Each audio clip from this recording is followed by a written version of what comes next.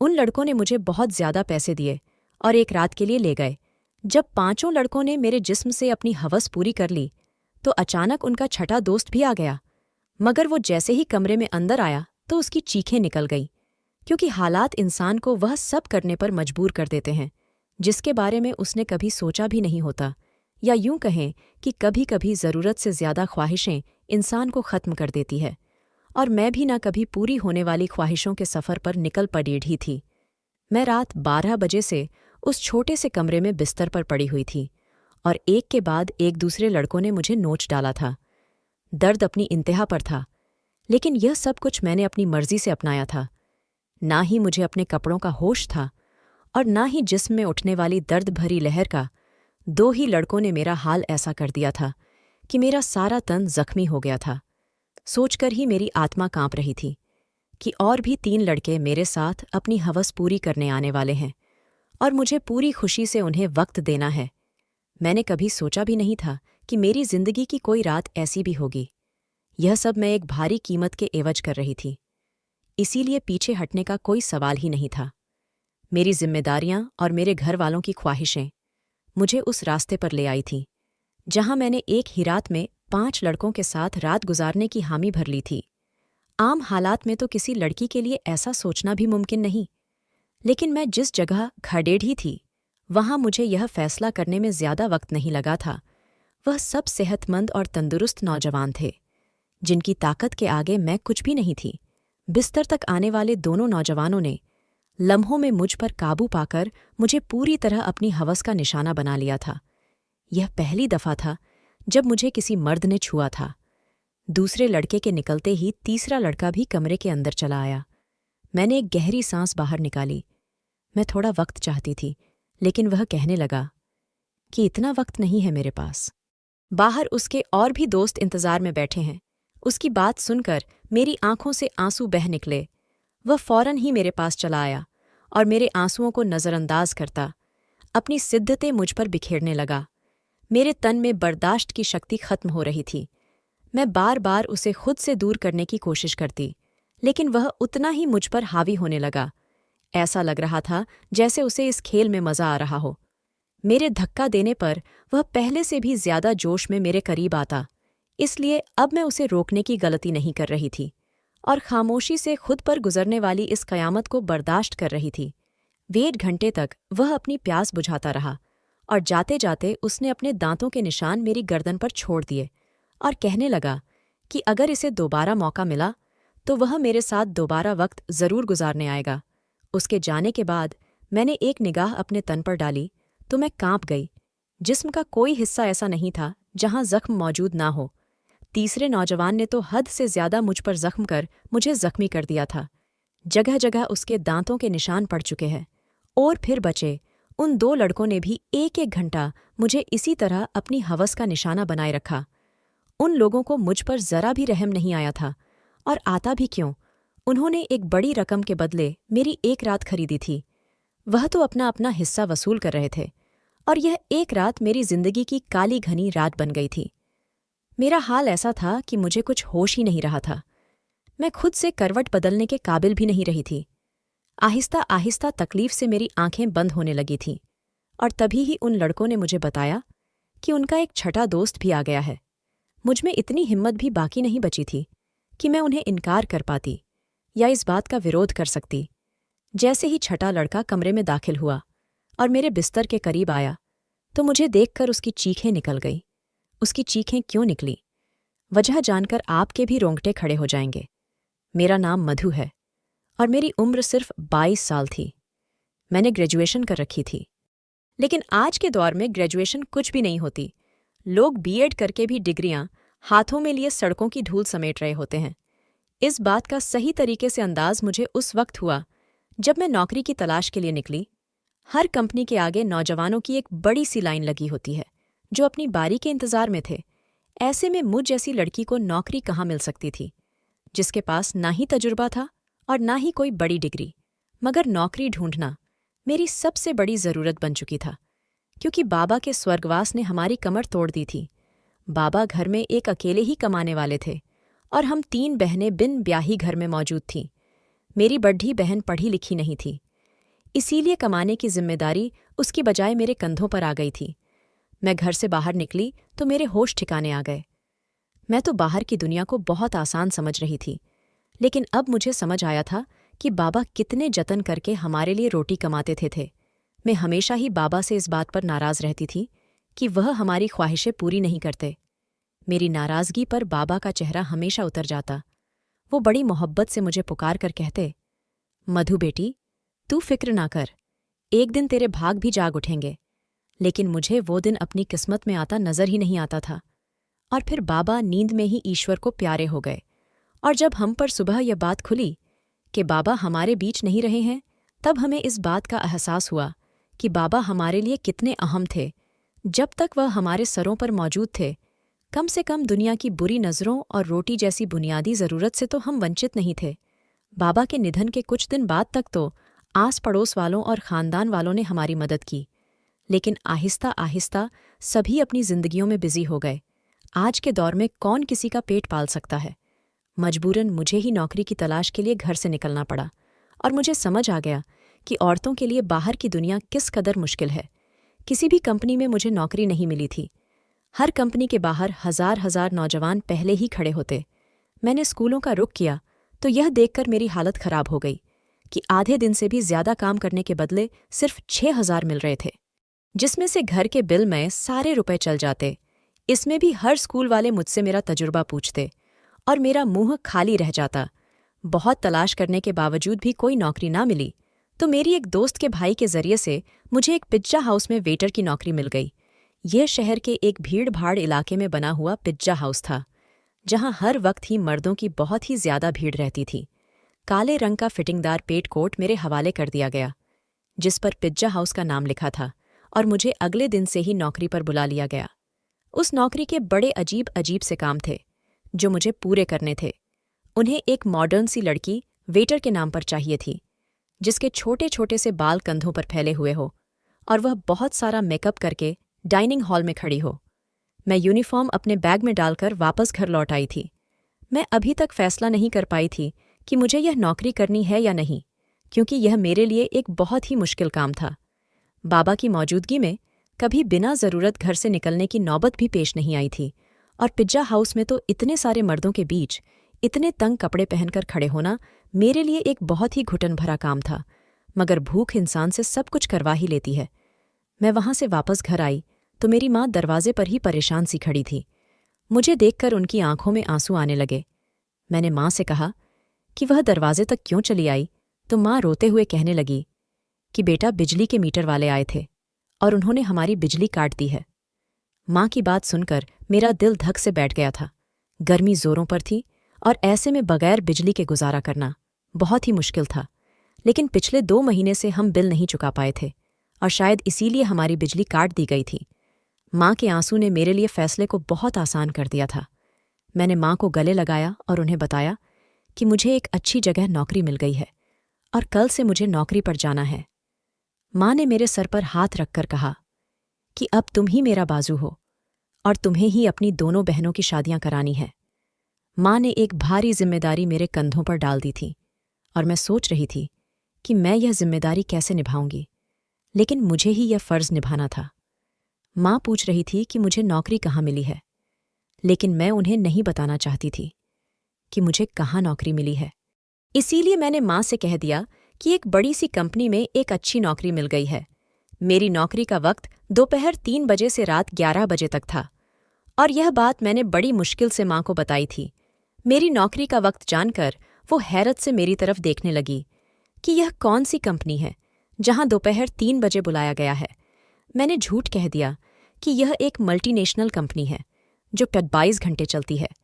इस वक्त हमें पैसों की इतनी ज़रूरत थी कि माँ ने और ज़्यादा सवाल करने की बजाय मुझे तरक्की की ढेर सारी दुआएं दी और अगली दोपहर 2 बजते ही पिज्जा हाउस के लिए रवाना हो गई। मुझे क्या खबर थी कि यहाँ से मेरी किस्मत मुझे कहाँ ले जाने वाली है। मैंने अपना यूनिफॉर्म पिज्जा हाउस में आकर बदली थी। मैनेजर ने मुझे पिज्जा हाउस के दरवाजे के करीब ही खड़ा कर दिया और कहने लगा, आज तुम्हारा पहला दिन है, इसीलिए तुम हर आते जाते को इज्जत से वेलकम करोगी। और गुस्सा होकर कहा कि यह कैसा मुंह उठाकर आ गई हो, जाओ पहले मेकअप करो। मैनेजर की बात सुनकर मैं शर्मिंदा हो गई, क्योंकि मेरे पास मेकअप नहीं था। वहां मौजूद एक दूसरी लड़की ने अपने मेकअप से मुझे गहरी सुर्खी लगाई। वह बड़ी तेजी से मेरे चेहरे पर अपना हाथ चला रही थी, और उसके बाद जब मैंने आईने में खुद को देखा तो हैरान रह गई। मुझे मालूम था कि मैं खूबसूरत हूं और मेरा रंग भी बहुत साफ है, लेकिन थोड़े से मेकअप के बाद मैं पूरी तरह निखर गई थी। मैं खुद को आईने में देख रही थी जब वह लड़की कहने लगी कि यह लोग खूबसूरती देखकर ही तो यहाँ रखते हैं, वरना काम करने को तो बहुत से लोग मिल जाते हैं। मैं जान गई थी कि यह नौकरी मुझे मेरी काबिलियत की वजह से नहीं, बल्कि खूबसूरती की वजह से मिली है। नौकरी का यह पहला दिन मेरे लिए बहुत ही भारी था। मैं 3 बजे से दरवाजे पर खड़ी आने जाने वाले मर्द और औरतों को वेलकम कर रही थी। यहाँ औरतों की तादाद कम ही आती थी, ज्यादातर मर्द ही आ रहे थे। रात गए तक मेरे पैरों में बहुत ज्यादा दर्द हो चुका था, और अभी मुझे वापस बसों के धक्के खाते हुए घर भी पहुंचना था। 12 बजे के करीब मैं घर पहुंची थी। माँ मेरे इंतजार में जाग रही थी। मैंने माँ के साथ बैठकर खाना खाया और फौरन ही बिस्तर पर लेट गई। मुझे बाबा की बहुत याद आ रही थे। बाबा मेरे सबसे ज्यादा नखरे उठाया करते थे, फिर भी मैं हमेशा उनसे किसी न किसी बात पर रूठ जाती थी। पैरों की तकलीफ से तड़पते तड़पते कब मुझे नींद लग गई, पता ही नहीं चला। अगले दिन मैं फिर 2 बजे के करीब घर से निकल गई थी। आज मुझे दरवाजे के पास खड़ा नहीं किया गया था, बल्कि आर्डर लेने का काम दिया गया था। यह काम मुझे थोड़ा सा आसान लगा था, लेकिन कुछ ही देर में अंदाजा हो गया कि यह काम बिल्कुल भी आसान नहीं था।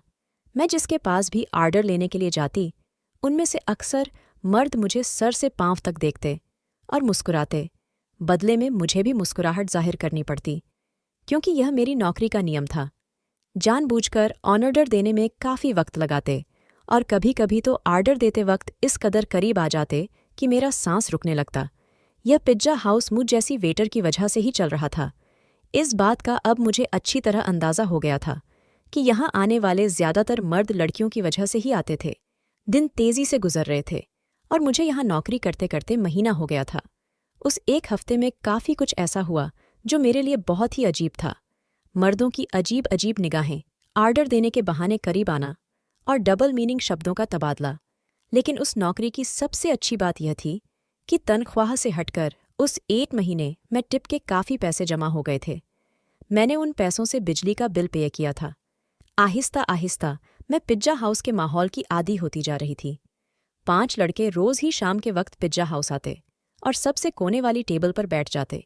वह टेबल मेरे ही हिस्से में थी, और रोजाना मैं ही उनके पास आर्डर लेने के लिए जाती थी। वह पांचों ही 24-25 साल के नौजवान थे, जो मुझे गहरी निगाहों से देखा करते थे। आज भी मैं उनके पास आर्डर लेने के लिए गई तो उनमें से एक पूछने लगा, तुम यहाँ बहुत मजबूरी में नौकरी करती हो ना? मैंने हाँ कह दिया। उसने फौरन ही अपना कार्ड निकालकर मेरे आगे रखा और कहने लगा, तुम बहुत ही शरीफ लड़की लगती हो। अगर कभी किसी मदद की जरूरत पड़े तो याद कर लेना। बिना सोचे समझे ही मैंने वह कार्ड उठाकर अपने कोट की जेब में रख लिया, तो वह मुस्कुरा उठा। उसके बाद यह सिलसिला चल पड़ा। रोज ही मैं उनका आर्डर लेने जाती, और उनमें से कोई ना कोई मुझसे कोई सवाल पूछ लेता। रोजाना होने वाली इस मुलाकात की वजह से हम थोड़े फ्रेंडली से हो गए थे। दूसरा महीना भी पलक झपकते ही गुजर गया था, और फिर माँ ने एक दिन मुझे बताया कि तुम्हारी बड़ी बहन के लिए बहुत अच्छा रिश्ता आया है, और वह लोग जल्दी शादी करना चाहते हैं। माँ की बात सुनकर मैं परेशान हो गई, क्योंकि अभी तो मैंने घर का खर्चा ही अपने कांधे पर उठाया था। शादी की जिम्मेदारी का मैं सोच भी नहीं सकती थी। माँ कहने लगी, तू अपनी कंपनी से लोन ले लो। कितनी बड़ी कंपनी है, ₹1,00,000 भी लोन मिल गया तो तेरी बहन की अच्छे से शादी हो जाएगी। मेरी बड़ी बहन भी 20 साल की हो रही थी, और माँ उसकी तरफ से बहुत परेशान थी।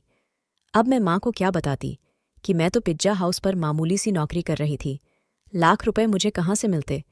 मैंने माँ की बात का कोई जवाब नहीं दिया, लेकिन माँ की आंखों में मुझे चमकती हुई उम्मीद साफ दिखाई दे रही थी।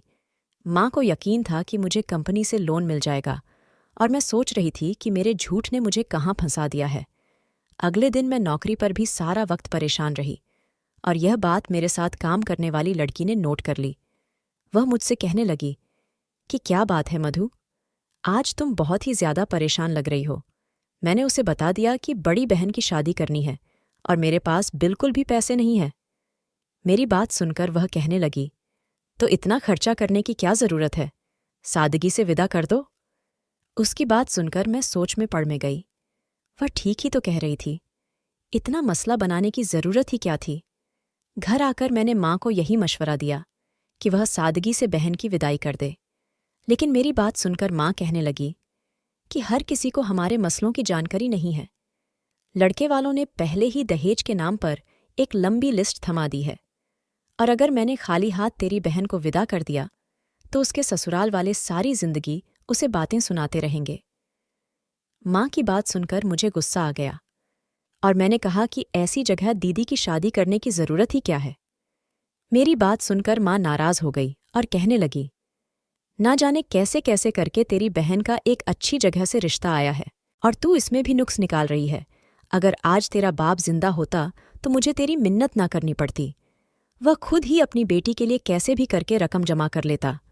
माँ की आंखों में आंसू आ गए थे और उनकी बात ने मेरा दिल भी दुखा दिया था। वह ठीक ही कह रही थी। अगर बाबा जिंदा होते तो वह किसी भी तरह पैसे जमा कर ही लेते। मैंने माँ को गले लगा लिया और उनसे वादा कर लिया कि मैं जल्द ही पैसों का इंतजाम कर लूंगी। मैं खुद भी नहीं जानती थी इतने सारे पैसे मुझे कहाँ से मिलेंगे। बाप का साया वाकई औलाद के लिए बहुत बड़ा आशीर्वाद होता है। वह अपनी जान पर खेलकर भी औलाद को जिंदगी के सारे सुख देता है, और मेरे लिए अपने बाप की जगह लेना बहुत ही मुश्किल था। दिन यूं ही परेशानी में गुजर रहे थे।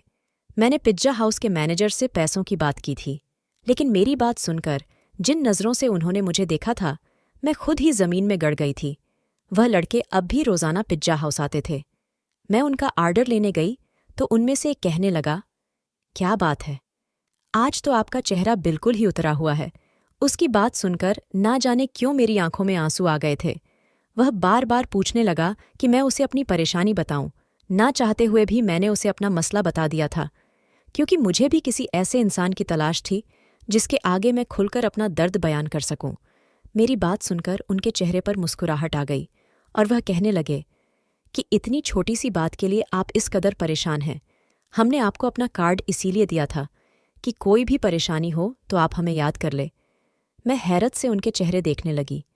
मैं यह सोच भी नहीं सकती थी कि वह 5 अजनबी लड़के मुझे पैसे दे सकते हैं, लेकिन उन पांचों ने फौरन ही मुझे लाख रुपयों की ऑफर कर दी। मैं उनकी तरफ देख रही थी। वह कहने लगे, 8 लाख रुपये देना उनके लिए कोई बड़ी बात नहीं है, लेकिन मुझे भी उनके कुछ काम आना होगा। उनकी बात सुनकर मैं ठिठक गई। उन लड़कों को मुझसे क्या काम हो सकता था, यह बात समझने में मुझे ज्यादा देर नहीं लगी थी। मैंने फौरन ही घबराकर कहा कि मैं एक शरीफ घराने से संबंध रखती हूँ और मैं कोई गलत काम नहीं कर सकती। वह हंसकर कहने लगे कि हमने सिर्फ पेशकश की है, कबूल करना ना या ना करना आपकी मर्जी है, लेकिन आज के दौर में 1 लाख आपको कोई भी नहीं देगा, चाहे वह आपका करीबी रिश्तेदार ही क्यों ना हो। बात तो उनकी भी बिल्कुल ठीक थी, लेकिन मैं अपनी इज्जत गिरवी रखकर लाख रुपया हासिल नहीं करना चाहती थी, इसलिए मैंने उन्हें साफ इनकार कर दिया।